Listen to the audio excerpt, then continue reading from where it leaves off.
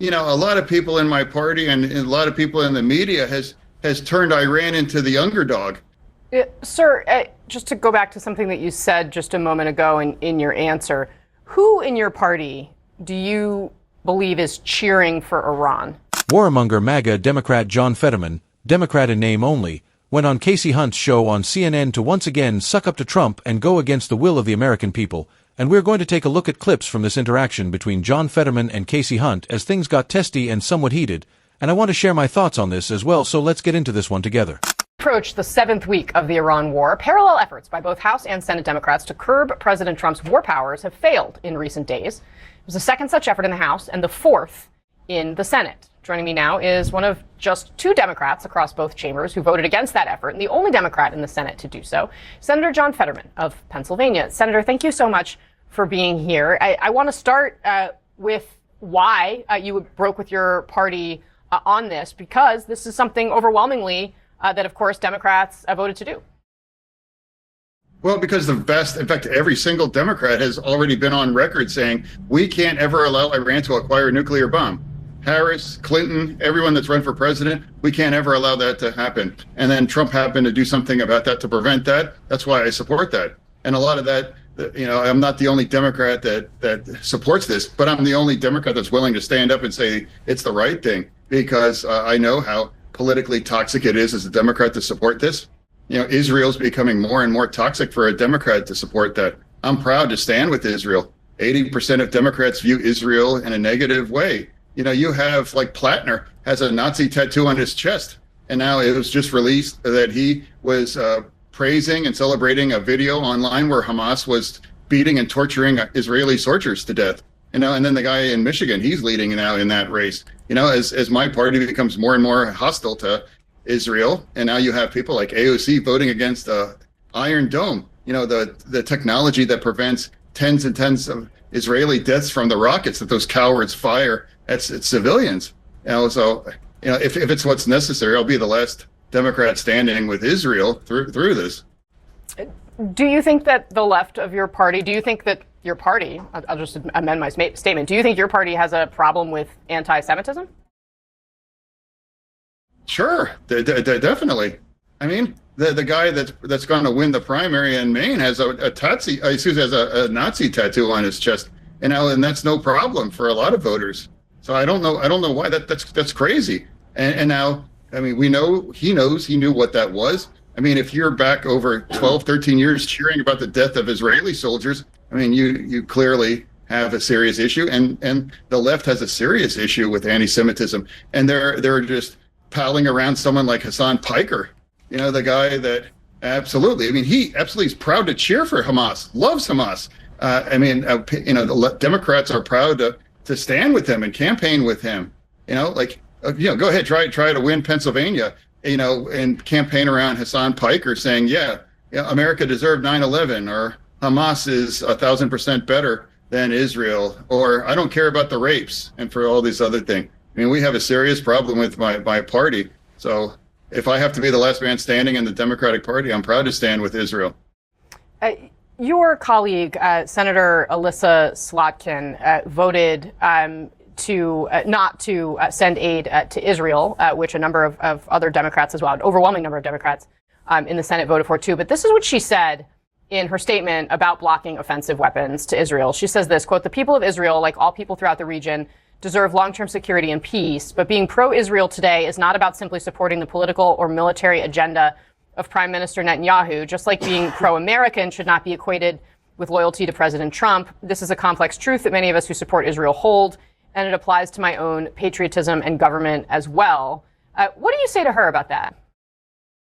That's absurd. It's like she's a Democratic senator. Why aren't you criticizing Iran? Why aren't you criticizing Hamas or Hezbollah or these other kinds of forces that, if you have to pick a side here, criticize that.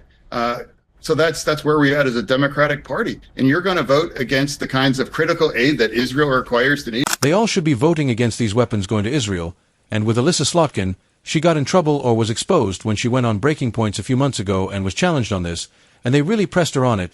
and she tried to make a distinction by saying she is only against offensive weapons and not defensive weapons, but the argument here is that there should be no distinction at all, and that all Democrats should be saying they are cutting off funding to Israel so they would align with what is described as the majority of their party and the majority of Americans.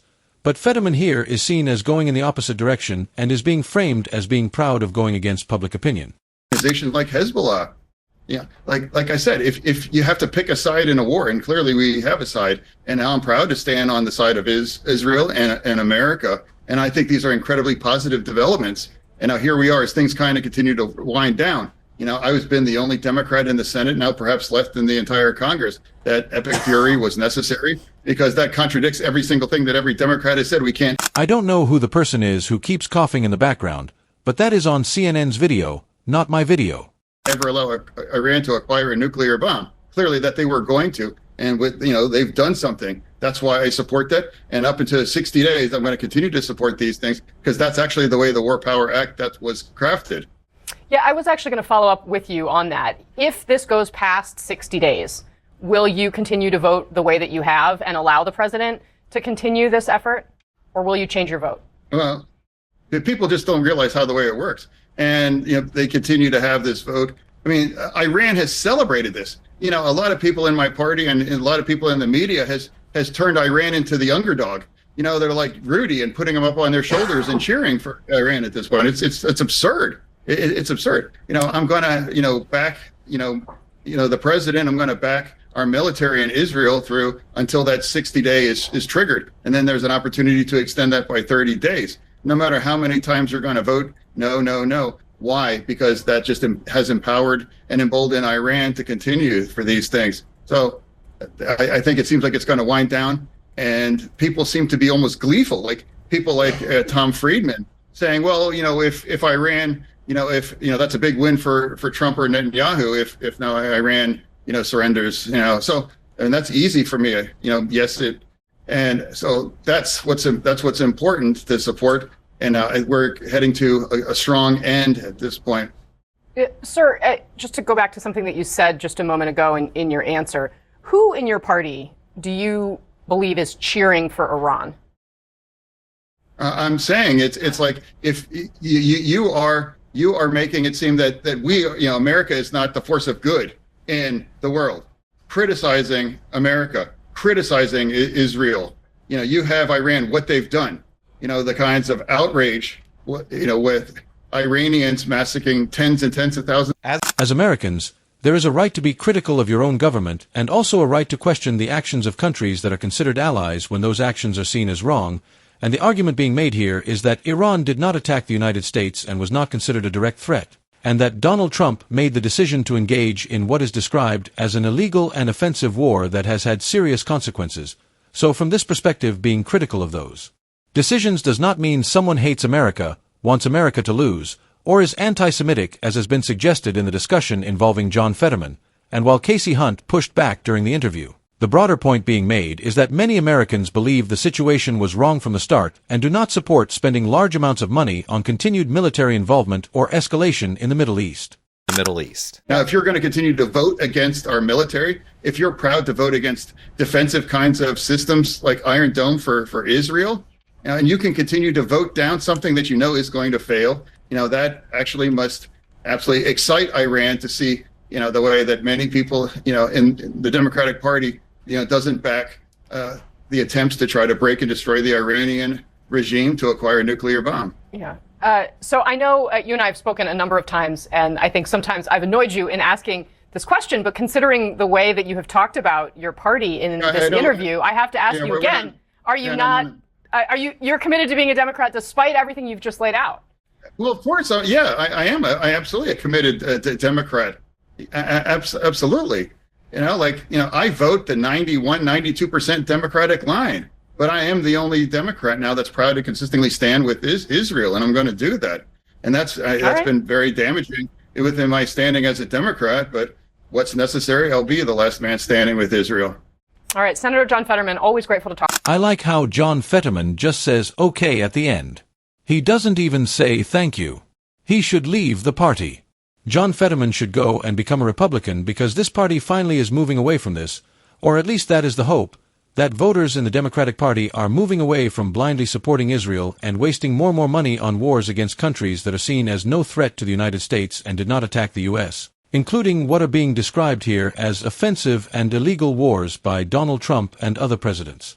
So the argument is that Democrats should stop supporting what are called MAGA Democrats or war hawk Democrats like John Fetterman, and instead bring in more progressive candidates who will prioritize American needs first, aligning more with an America First approach, and that this shift could even appeal to some Republican voters by focusing on domestic issues instead of foreign spending. And the idea is that this money should instead be used to support things like Medicare, Medicaid, child care, and Social Security, rather than military involvement abroad, which supporters of this view argue is often justified by leaders as necessary while critics believe it comes at the expense of people at home.